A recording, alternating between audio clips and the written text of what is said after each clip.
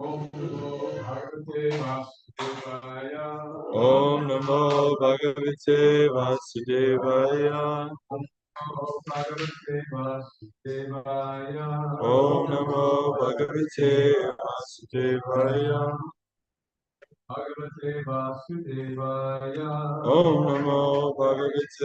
Vasudevaya. Naram Raskritya Naram Cheva Narotamam Devim Swaraswatim Vyasam Tato Jayam Yudiraya. Bhagavatam, which is very means of conquest. One should offer respectful obeisances unto the personality of Godhead, Narayan, unto Narayan Rishi, the supermost human being, under Mother Swaraswati, the goddess of learning, and under Srila Vyasadeva, the author.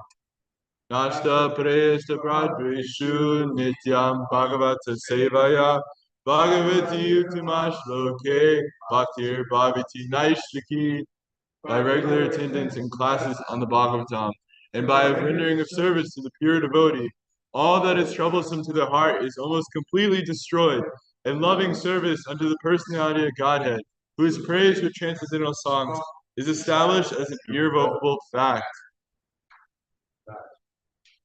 All right, today we have 4 beautiful verses from the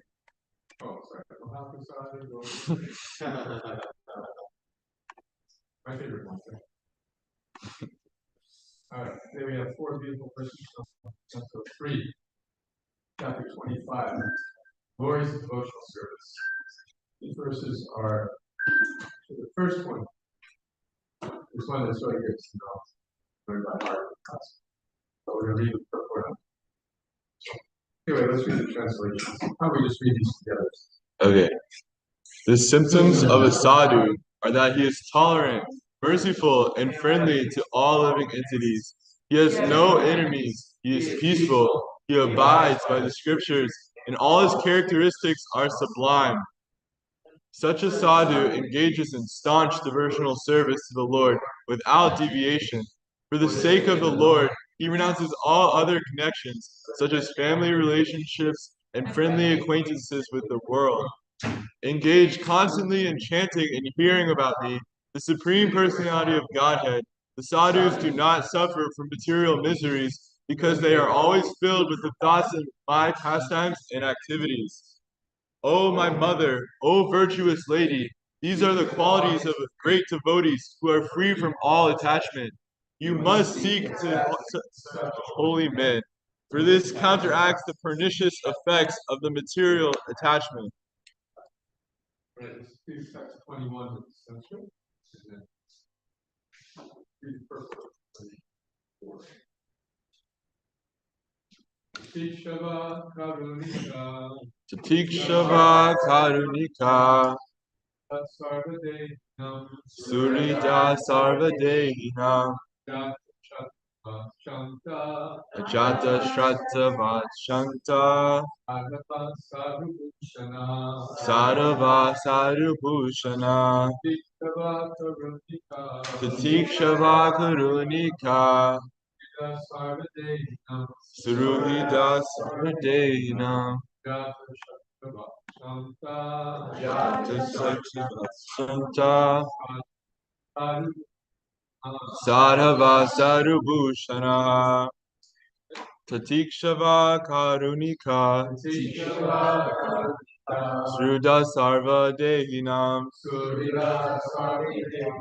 Ajasha Tarva Shanta. Sadhava Sadhubhushana.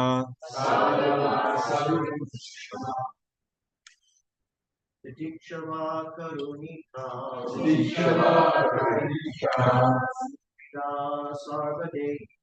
Surya Sarvadehi. Shanta Saprava Shanta. Sadhava Sadhushana. Sadhava Sadhubhushana.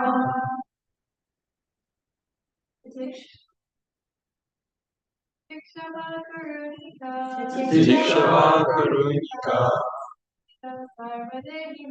Surya Sarvadehinam.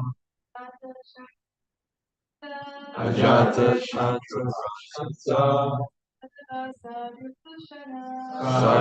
Sadhu Bhushana.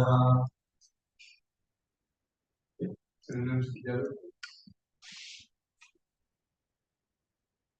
Isha, Tolerant, Karunika, merciful, Sudha, friendly, Sarvadayina, to all lineages, Ajata, inimical to none, Shanta, peaceful, Sadhu, abiding by scriptures, Sadhu, adorned with sublime characteristics. The symptoms of Sadhu are that he is tolerant, merciful, and friendly to all lineages. He has no enemies. He is peaceful. He abides by the scriptures, and all his characteristics are sublime. This is a Victorian he, which was meant for men and women. So, Shiva, tolerant and merciful.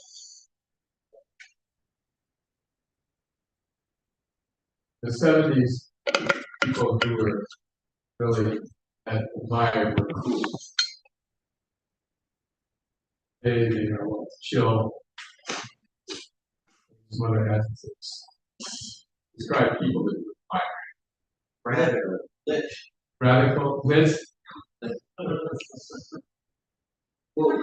woke, or unwoke from a political point. What's that? Brad? Gas. Gas. Gas? What era are you? That's not right now. It's up right now. Okay. All right. That's the nature of language. When it's bad, one generation. What? Chad. As a compliment. Chill and radical. So these qualities indicate, first of all, a person is not affected. Generally, that's what admiring. Somebody doesn't react. They're not agitated and they're not upset in general. There's obviously exceptions to that. When somebody is not disturbed, we tend to look up to that.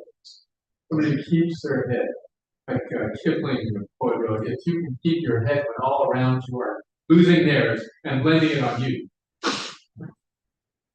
You can trust yourself when all men doubt you and make allowance for their doubt. Beautiful poem, yes.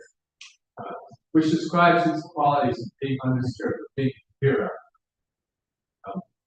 Somebody who just doesn't react to things that are going on around, rather acts on intelligence. One is controlled. Like, for example, to teach them tolerant. Tolerant is not easily annoyed by everything. Annoying. Easily.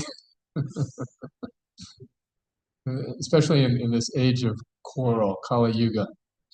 Like they say, I said to someone the other day, it's the age of quarrel. And he said, what are you talking about? No, it's not. So, even over very small things, people will get in intense disputes that will linger. And then how do you feel when you're at odds with somebody, when you're in an argument with somebody, especially somebody with whom you had previously a good relationship? It just doesn't let you alone, does it? Right?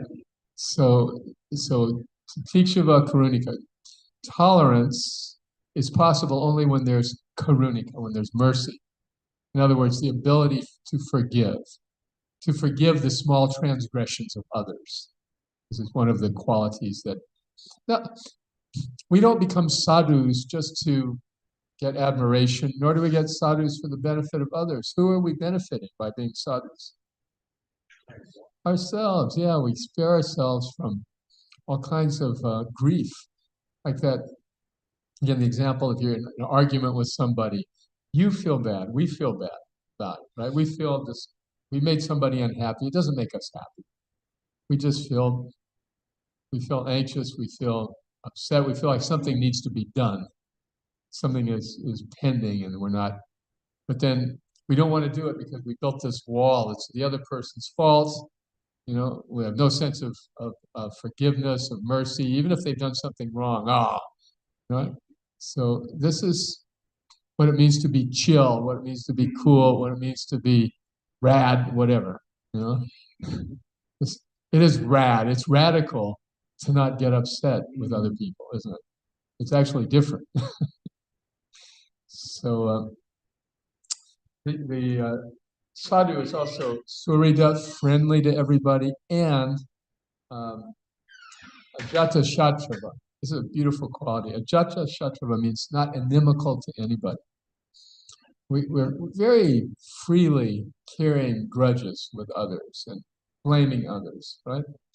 In the 70s, devotees used to be, it was so rad to become a devotee that families would come and kidnap them. They would actually pay people like $10,000, which is especially a huge amount of money at that time.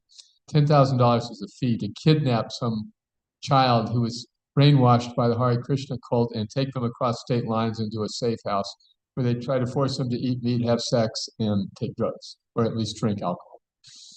And tell them this is normal and you've been brainwashed and you're missing all this good stuff and what's your problem? And so the psychologists, scholars of the day and now also recognize that the cornerstone of mental health is what? A person who's mentally healthy does what? Takes responsibility for their own actions, right? A person who is neurotic or psychotic is blaming others all the time. Somebody else's fault, somebody else's fault, somebody else's fault. So these so-called deprogramming psychologists would try to convince the devotees it wasn't your fault. You were brainwashed by manipulative people. So it wasn't your fault you decided to chant. It wasn't your fault you decided to follow the principles, four regulator principles. You were manipulated, you were brainwashed. So just the antithesis of what psychologists are supposed to say. Take responsibility for your own decisions. So ajata shatrava means one is not inimical to anyone because one's not blaming anybody. Whatever has happened, one takes responsibility for oneself. This is in the Srimad Bhagavatam's 10th canto. There's a prayer which Srila Prabhupada said should be the motto of all devotees. What is that? You want to remember this prayer? Tate nukampam susamit shamano jana evatma vipakam tadvag vipir vitam namaste jiveti sa muktipade sadayava. That when one encounters reverses in life, one should first of all feel this is my own responsibility. I'm just getting what I was due for my own past activities. And this is karma. It's not something esoteric. It's very real. We see in this lifetime, we do things, we get reactions to it. If we study hard and go to school, we get a good career. If we are loyal and faithful in a marriage, then we have a better chance of having a good marriage. If we are a good friend to others, and we're there for them, and we're compassionate, there's a good chance they're going to be friends for us also. If we don't take care of our health, then we have problems with our health. If we, anyway, karma is happening in real time, but it's also happening from the past. If we want to see our past karma, what do we need to do? Look in the mirror. Yes, we need to look in the mirror. And yes, here we are. Whatever we are, we have just reaped the results of what we've done. And now what we're doing today is going to create the next time around. So who do we have to blame? So this is one of the qualities of a sadhu. Sadhu comes from the root word sad, which means to reach for the goal. So sadhu is one who is reaching for spiritual goals. Sadhana is one who is practicing the necessary procedures to reach spiritual goals. So to ajata shatrava, not be inimical to anyone, just to accept responsibility for one's own actions in one's situation. Yeah. Well, that's one of the byproducts of the sadhu. Prabhupada uses that definition. And why does one cut? Because one's going straight to the essence, not flattering and not being diplomatic. Just one is the point of life is spiritual realization. Well, and if somebody is not in that mindset, then the sadhu will be, if they're particularly merciful, if they really want to help somebody, and the person wants to be helped. So, ajata shatrava. People consider devotees to be their enemies because devotees are threatening their materialistic concept of life. In the purport to this verse, I'm going to read another purport in a moment, but Prabhupada talks about this, how sadhus by nature, out of mercy, out of compassion, reach out to others and try to help them in their spiritual lives. And that effort is generally not appreciated by others. It's very much unappreciated. He gives 3 examples. Jesus was crucified. Haridas Thakur, the great devotee of Lord Chaitanya, was beaten 22 marketplaces. He was beaten, and he was so absorbed in Krishna prema that he did not feel the effects of the beating he was receiving. Until finally the guards were assigned to kill him, to execute him on behalf of the government, said, could you please do us a favor and die? We're getting very tired. So, oh, why didn't you tell me? And he immediately, poof, he was dead too, by all accounts. Then they threw his body in the river. And then Lord Chaitanya picked him up and showed him that, Haridas, were you feeling any pain? He said, no, I was not feeling any. And then he showed him his back. That was because I was accepting all the pain that they were inflicting on you. So this is the quality of a sadhu, though, that even if it means taking a beating. And then the 3rd example is Lord Nityananda, Lord Chaitanya's principal associate, who was attacked by Jagai and Madai, 2 heavy-duty materialists. So this is the quality of the sadhu. Even when people treat the sadhu disrespectfully, the sadhu is not disturbed. Sadhu does not fight back. Eating, sleeping, mating, and defending. These are the 4 propensities that human beings share with animals. Right? So of the 4, you might think mating is the strongest, but actually defending is the strongest propensity. Defending our turf, defending our ego, defending our possessions. John?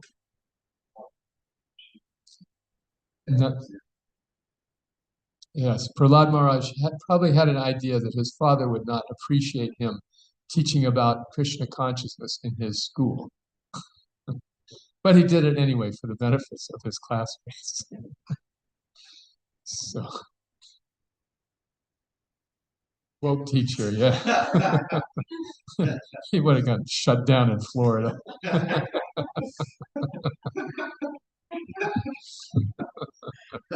Prahlad, no diversity, no inclusive.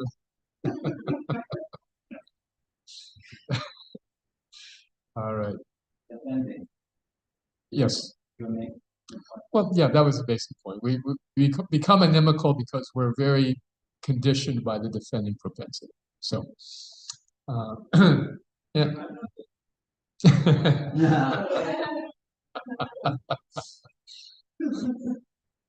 Everyone, please just try to tolerate Advaita Prabhu. Be merciful.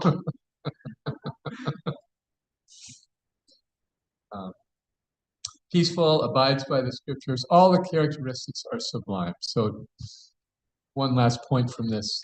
The stage of anartha nivritti in devotional service. It comes after having preliminary faith in God, meetings, devotees, and then practicing sadhana.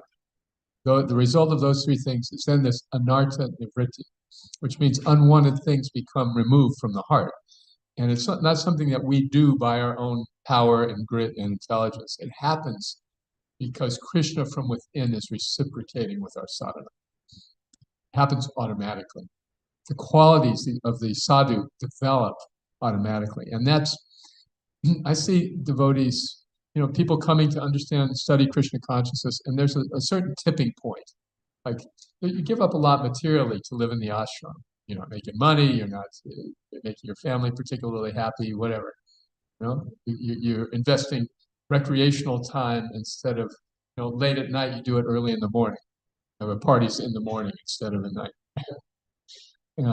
So giving up all of those things is like, okay, am I really doing the right thing? Until I get to this point of anartha nivritti. And then it's a magical experience when the bad habits and unwanted negative things in our lives and our hearts start to dissipate. When devotees experience that point, that's when there's a transformation.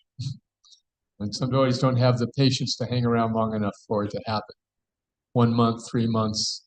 So at a certain point, the light bulb goes on. It's, wow, this is actually working. I'm actually becoming a better person as a result of chanting and as a result of my spiritual practice, right? You know what I'm talking about. But this point is the next stage, which is called nishta, which is firm faith. Well, I know this process is working on me. I've seen the effects. I feel the effects. I may not understand it. I may not have great knowledge about it, but I feel, and you're not going to convince me that I'm not getting benefit from this any more than you would convince me that I'm no longer hungry after I've eaten just, one piece of, or after one pakora. Right? Oh, you've had one, you're no longer hungry. No, I want 10 more. So this is why the qualities of the devotees are sublime, because Krishna is beginning to manifest, the devotees allowing Krishna to manifest in their lives more and more. So, okay, any questions, comments on this much? Yes.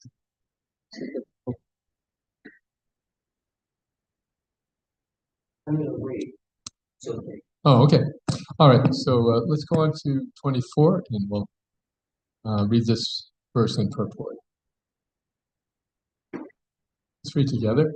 O my mother, O virtuous lady, bear the qualities free from all attachments. You must seek attachment to such holy men, for this counteracts the pernicious effects of material attachment. Who'd like to read the book? Go ahead, Prabhu. Kapila Muni herein advises his mother Devahuti that if she wants to be free from material attachment, she should increase her attachment for the sadhus or devotees who are completely freed from all material attachment. In Bhagavad Gita, 15th chapter, verse 5, it is stated, "Who is qualified to enter into the kingdom of God?" It is said there, Nirmana Moha, Jita Sangha Doshaha. This refers to one who is completely freed from the puffed up condition of material possessiveness. A person may be materially very rich, opulent, or respectable, but if he at all wants to transfer himself to the spiritual kingdom, back home, back to Godhead, then he has to be freed from the puffed up condition of material possessiveness, because that is a false position. The word moha used here means the false understanding that one is rich or poor. In this material world, the conception that one is very rich or very poor, or any such consciousness in connection with material existence, is false, because this body itself is false or temporary. A pure soul who is prepared to be freed from this material entanglement must first of all be free from the association of the three modes of nature. Our consciousness at the present moment is polluted because of association with the three modes of nature. Therefore, in Bhagavad Gita, the same principle is stated. It is advised, Jita Sangha Doshaha. One should be freed from the contaminated association of the three modes of material nature. Here also in the Srimad Bhagavatam, this is confirmed. A pure devotee who is preparing to transfer himself to the spiritual kingdom is also freed from the association of the three modes of material nature. We have to seek the association association of such devotees. For this reason, we have begun the International Society for Krishna Consciousness. There are many mercantile, scientific, and other associations in human society to develop a particular type of education or consciousness. But there is no association which helps one to get free from all material association. If anyone has reached the stage where he must become free from this material contamination, then he has to seek the association of devotees, wherein Krishna consciousness is exclusively cultured. One can thereby become freed from all material association. Pause here just a moment. Back up a little bit. See the sentence that says, if anyone has reached the stage where he must become free from this material contamination, then he has to seek association of devotees. What does that mean? Must become free. Frustrated? Yeah, Bruce? Materially exhausted. Materially exhausted. Like, I must. It's like this. Gotta figure out what's going on, or suicide. You know, I mean, to that extent. There's just no more meaning in our lives. Devotees are people in general who have come to this point of commitment. I want to know what's going on, or I don't want to be part of it. Anyway, please go ahead. Because a devotee is freed from all contaminated material association, he is not affected by the miseries of material existence. Even though he appears to be in the material world, he is not affected by the miseries of the material world. How is it possible? There is a very good example in the activities of the cat. The cat carries her kittens in her mouth, and when she kills a rat, she also carries the booty in her mouth. Thus, both are carried in the mouth of the cat, but they are in different conditions. The kitten feels comfort in the mouth of the mother, whereas when the rat is carried in the mouth of the cat, the rat feels the blows of death. Similarly, those who are sadhava, or devotees engaged in Krishna consciousness in the transcendental service of the Lord, do not feel the contamination of material miseries. Whereas, did I read that right? No, Yeah. right. Whereas those who are not devotees in Krishna consciousness actually feel the miseries of material existence.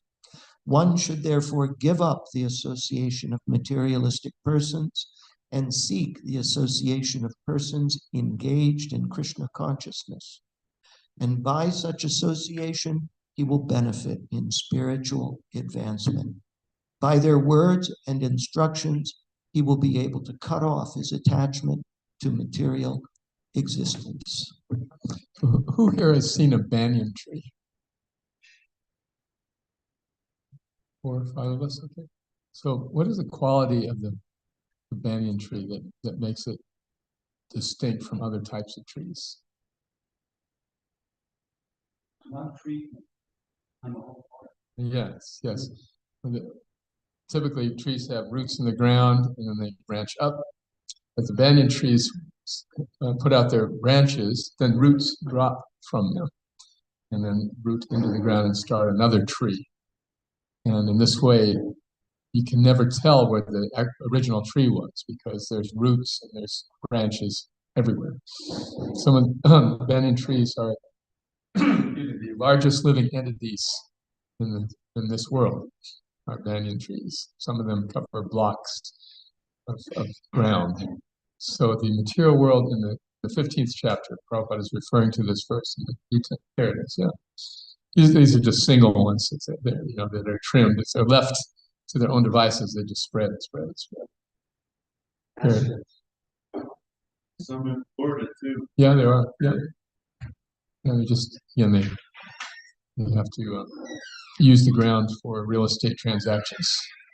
You can't leave them to do their own devices. Anyway, the banyan tree is compared to the material world, and that you can't tell where it starts and you can't tell where it ends. And it is endlessly entangling and complex. So in that verse from the 15th chapter of the Gita, Prabhupada is referring to here, nirmana moha jita sangha dosha. The qualities of a person who has been able to deal with this material complexity are being described. Nirmana moha jita sangha dosha. One is not affected by illusion and jita sangha dosha. The three modes of nature are also not impacting the person as much. Everyone is affected by the modes. Even devotees are affected by the modes. But we can continue our devotional service in spite of the modes.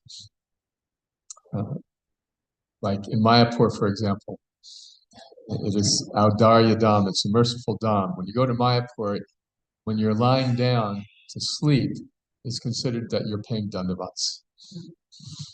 So, even devotional service in the mode of ignorance. And Kapila will talk about this later, actually. But different. The point is, Jita Sangha Dosha means we're not directly under the control of the modes any longer. What does the control of the modes mean? How does the mode of ignorance affect our consciousness? Lethargy, avoidance. What do we tend to think about a lot in the mode of ignorance? The past. Yeah, just I shoulda, coulda, woulda. Intimacy, mode of ignorance. You're talking about sex life. That's generally associated with passion. Yeah, drugs are associated with ignorance. Drugs, intoxication, drinking. It's ignorance. Why? Because we want to forget, which is also connected to being absorbed in the past, because the past is so painful. We want to escape. We don't want it to bug us. We want to just anything to just ease the pain. How about the mode of passion? How does that affect us besides lust? Future meaning?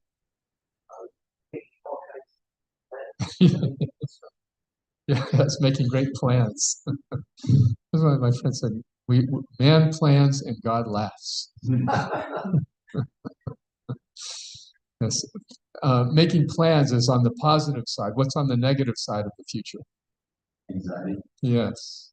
And we're worried about what's going to happen to me. Okay, I don't want that to happen, so I got to do this and this and this. And so in passion or in ignorance, where are we not focused? Right, in the moment. And being focused in the moment is mode of goodness. I found one way that for passion when right up to that downward royal driving fast. And it hurts me when I'm doing that. That's really good. That's really good. And then the other way around too. Why didn't I set myself up Before, no. so good? If I only, now I could be enjoying. So yeah, in this way the modes are always competing for supremacy.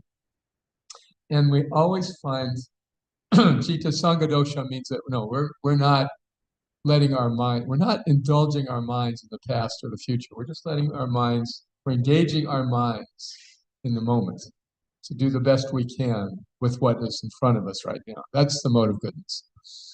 Whatever other things are there in our minds, we shake off. We don't let our mind become the master. To master the mind means to be in the mode of goodness. Then the mind is the servant instead of the master. So we're present, we're dealing, sometimes, you knock and the light's on, but nobody's home. The mind is just like not present, spaced out. So Jita Sangha Dosha means this, or the quality of the sadhu.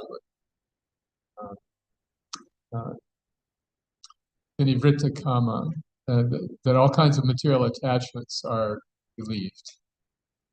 So anyway, the point of this is that the banyan tree of the material world can be cut down, Krishna says, with what? Weapon of? No. That too, but specifically in the Gita. Elsewhere it mentions that, the weapon of knowledge, right? But detachment, that's right. Detachment in this particular reference, John. What is it, chapter 2? Krishna says, cut your doubts with the weapon of knowledge. Chapter 15 is that you cut down the banyan tree of the material world with the weapon of detachment. So what do the qualities of knowledge and detachment have in common? They satisfy the heart. Okay, but I'm looking for something else. Yes, they satisfy the heart, but knowledge and detachment. According to Srimad Bhagavatam, first canto, chapter 2, how are knowledge and detachment connected? Knowledge leads to detachment. Not quite. Both have the potential. They aid in liberation, yes. They're related, yes. But what is the one overriding thing they have in common? They're transient. That too. Where do they come from? Result, they're, They result from bhakti, right? Vasudevi Bhagavati Bhakti Yoga Prayojita Jana Yasu Vairagya Yanam Chaya Maitika. When we put our GPS, take me to Krishna. When we're going towards Krishna, knowledge and detachment come automatically. The example is given that knowledge and detachment are like twin babies, and bhakti is like the mother. So the twin babies of knowledge and detachment cannot survive on their own, but when they're nourished by bhakti, then they can grow and thrive. So knowledge and detachment arise from trying to please Krishna. This is the point. So the point is, clearly, if we just put Krishna in the moment and we try to please Krishna in the moment, all these qualities arise automatically. Yes, yasti bhaktir bhagavatya kinchana. Sarvaya gunai tatra samasate sura. All the good qualities appear for one whose purpose is pleasing Krishna. Right. Okay, any reflections now on this? Please. Shyamala Prabhu. I was really appreciating that point you made earlier about taking personal responsibility and how that's really important, and not blaming others. So then I was thinking, it's a question I have for you, is how do we take personal responsibility without becoming too, getting into that space of self-blaming to the point of feeling like really hard on ourselves and discouraged and that kind of thing. It can easily tip to that way also. That's right. That's which mode? That's it. Mode of ignorance, right? ER.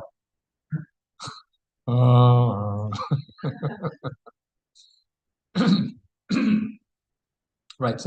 To be balanced and realistic.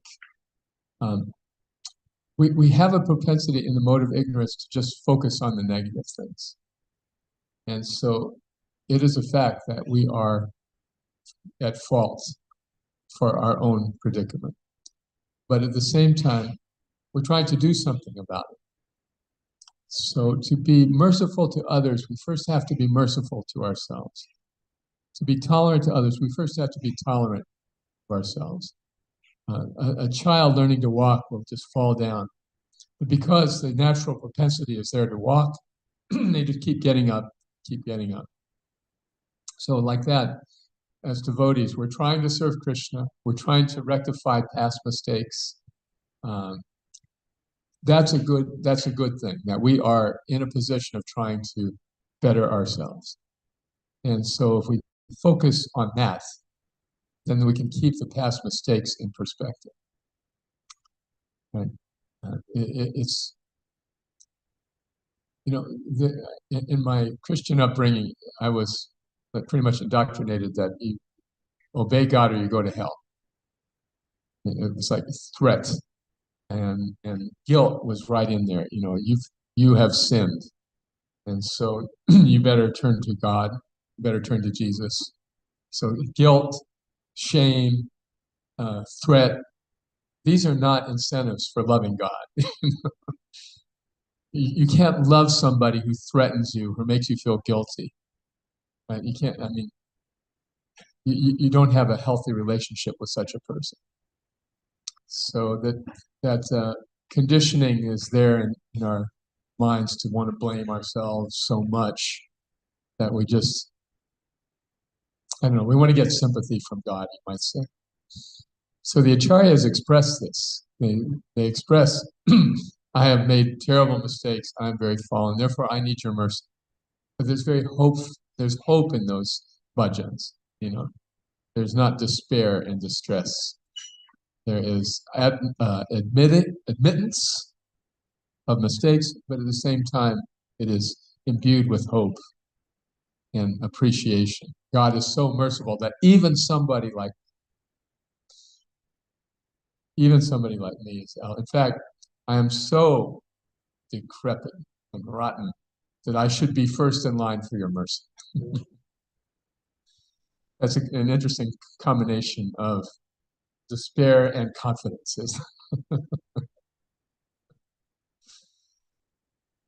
Okay.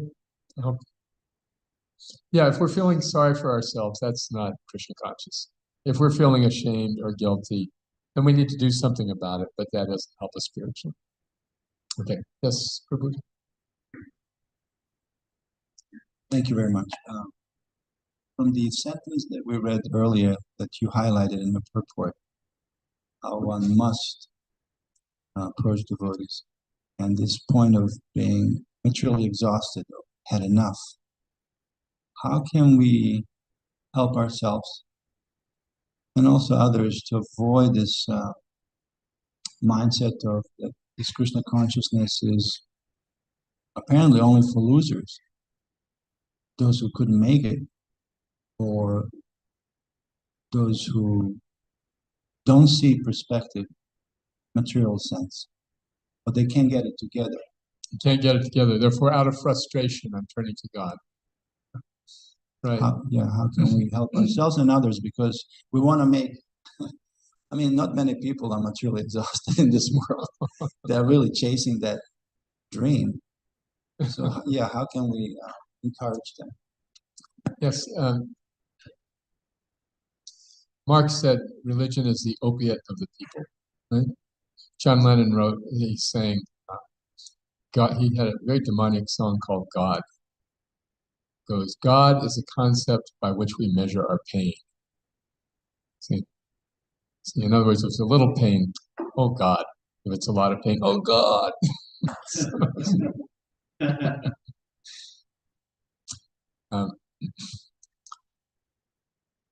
The point of God consciousness is to have a relationship with a person we love. And whatever else comes is secondary. There are many examples of devotees who are materially very successful, very highly placed. And then there are many examples of devotees who are very humble means. So we see, thinking of Chaitanya Charitamrita, for example, Kolavecha Sridhar was a great devotee of Lord Chaitanya. He made his living by making leaves out of banana plants. Make plates out of banana leaves and other things from bananas.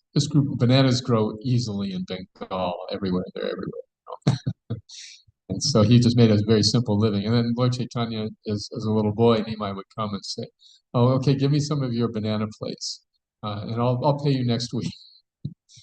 And he said, "No, you said that last week." And then he'd say, "Well, your plates are not very good. I'm only going to give you half price."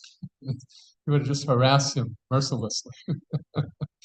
And then on the other end of the spectrum, there's Rupa Goswami, Sanatana Goswami, fabulously wealthy, Ramananda Roy, big, highly placed individuals in society. And they recognized that all of their opulence was nothing compared to Krishna Prema, to what Lord Chaitanya could give them.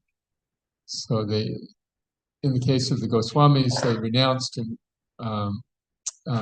Ramananda Roy, maintained his service for some time, and then renounced. The point is that we are materialists, and therefore we tend to judge others by their material success or failure. People who are committed to the material path look at devotees and say, "Why are you wasting your time? How much money are you earning by these mantras?"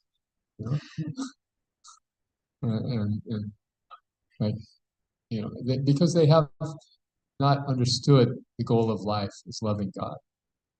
So many examples of people, wealthy people who died in anxiety, despair, frustration, confusion, not knowing what their whole life is for. They, in an attempt to add meaning, they give their names to buildings, football stadiums, what have you, trying to perpetuate their existence, which is like a passing air in the wind. It's gone. So the materialist can't understand what motivates us as devotees, but we know devotees who are materially very successful. Like a number of my godbrothers who started very successful businesses, very highly developed careers as professionals in medicine or in law or in engineering or what have you. And one of my wealthy godbrothers said, people who don't have money hope that money doesn't bring you happiness. People who have money know that money doesn't bring you happiness.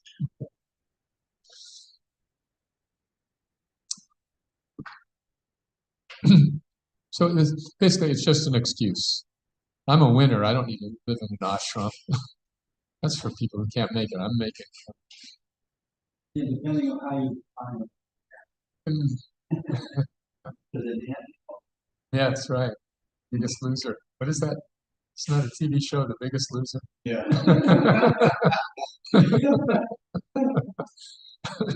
The biggest loser is the biggest winner in the material world because they have the most to lose.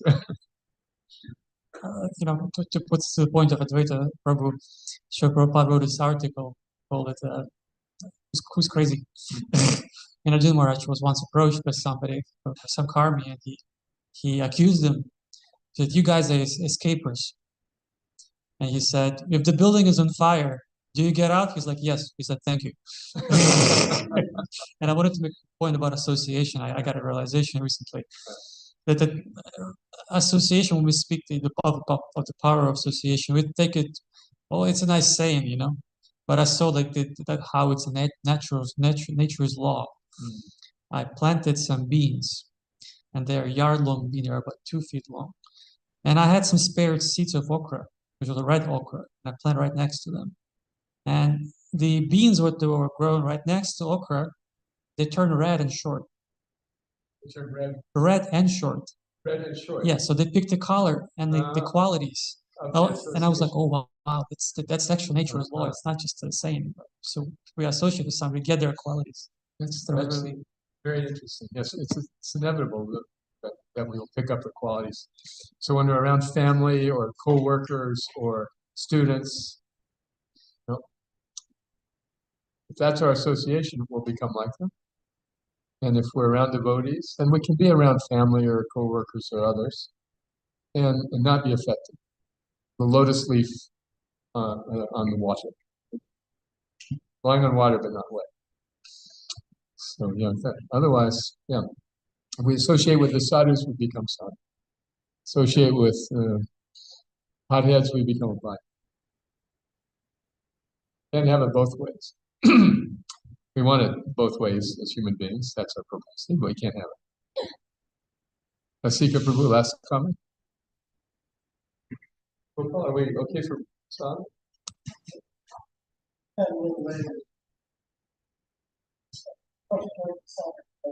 Oh, all right. Well, I mean, I was considering this question of Advaita and thinking, part of this is actually built in to the material energy. The reactions of karma are there to eventually bring us to a place of material exhaustion. And there are, 8 billion people on the planet. I think of how my spiritual master always says, look for the needles in the haystack. Look for those that are hungry. Put the nectar out there as far and wide as you can. But the bees are the ones that are going to come your way, and spend your time and energy there. Not that we shouldn't try to help people, see correctly that this world is not satisfying. But when someone is truly thinks that they're satisfied with the material energy, it's almost like there's not much you can do. Yes, people cannot imagine how devotees would be happy because we're not pursuing material. Usually the devotee, though, was someone who came to a place of being extremely miserable in the material energy. Often that's the case. Well, not always, but often. Yeah, but the Prabhupada was once asked by a challenger in the audience, "Are you happy?" And Prabhupada very expertly answered a difficult question with a question. He said, "If I tell you, will you believe me?" So what is the person going to say? No. Yeah. So he said, yes. And Prabhupada said, yes.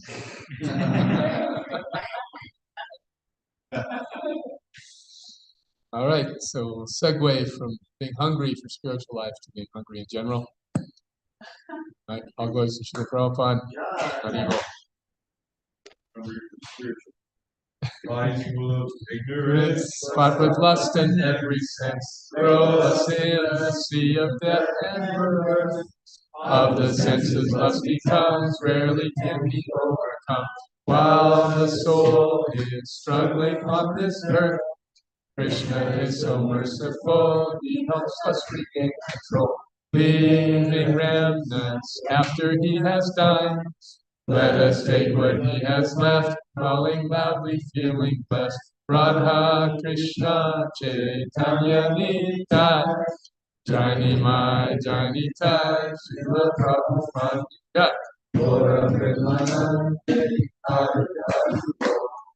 Hare Krishna, Hare Krishna, Krishna Krishna, Hare Rama, Bhagavan Ki. Yeah.